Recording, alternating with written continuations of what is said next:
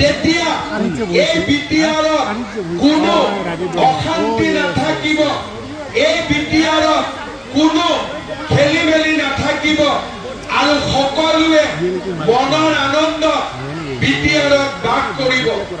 শ্ৰদ্ধা ৰাইজ, এই বিটিআৰ আমাৰ, এই বিটিআৰত বঙালী মানুহজনক ভাবিব লাগিব যে ইয়াত মোৰ অধিকাৰ আছে।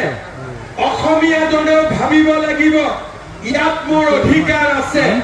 বড়োজনেও ভাবিব লাগিব ইয়াত মোৰ অধিকাৰ আছে। যেনেকে ভাৰত মাতা জয় বুলি ক'লে সকলোৱে জয় দিয়ে, জয় আই অসম বুলি ক'লে যেনেকে সকলোৱে জয়ৰ ধ্বনি দিয়ে, জয় বিটিআৰ বুলি ক'লেও সকলো মানুহে আনন্দৰে জয়ৰ ধ্বনি দিব পৰা পৰিৱেশ আমি বিটিআৰত নিৰ্মাণ কৰিব লাগিব।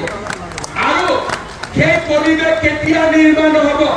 যেতিয়া বঙালী মানুহজনেও নিজক বিটিআৰ ভাষী বুলি গৌৰৱ কৰিব, অসমীয়া ভাষীয়েও বিটিআৰক নিজৰ বুলি গৌৰৱ কৰিব, কোচ ৰাজবংশীয়েও বিটিআৰক নিজৰ বুলি ভাবিব, বড়ো ৰাভা কছাৰী সকলোৱে বিটিআৰক নিজৰ বুলি ভাবিব।